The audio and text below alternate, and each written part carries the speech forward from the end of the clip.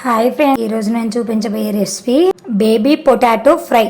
Baby పొటాటోను బాగా శుభ్రంగా 2 టైమ్స్ మట్టి పోయేంత వరకు కడుక్కొని మనం కుక్కర్లో వాటర్ వేసి కొద్దిగా సాల్ట్ వేసి ఉడికించుకున్నాను.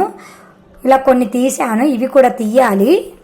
ఒక చేత తీయడం సాధ్యం కాదు కాబట్టి ఇంకో చేత తీసిన తర్వాత చూపిస్తాను. డీప్ ఫ్రైకి సరిపడా ఆయిల్ను వేడి చేసి పెట్టుకున్నాను. ఇప్పుడు ఈ ఒలిచి పెట్టుకున్న పొటాటోస్ను 1 by 1 మనము ఇలాగ చిన్నగా వేసుకోవాలి.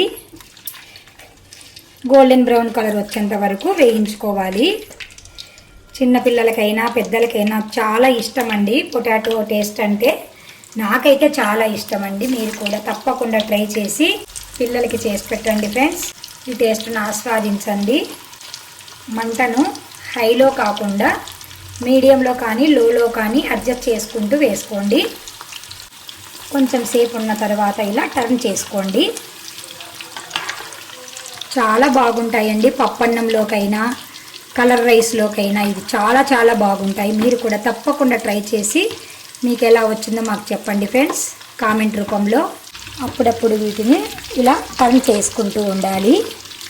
ఎందుకంటే ఒకే వైపు ఉంటే ఒకే వైపు కాలుతాయి, మరి ఇంకొక వైపు కాలవు కదా. అందుకని ఇలా టర్న్ చేసుకుంటూ చూసుకుంటూ ఉండాలి. గోల్డెన్ బ్రౌన్ కలర్ రావాలండి. వేగి అయ్యండి, ఇంకా తీసేసుకోవచ్చు. మనము నూనె వంపేసుకొని ఒక గిన్నెలో తీసుకోవాలి.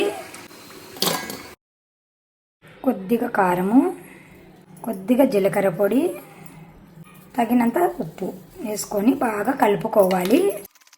ఇది కలర్ రైస్లోకైనా పప్పులోకైనా చాలా బాగుంటాయండి.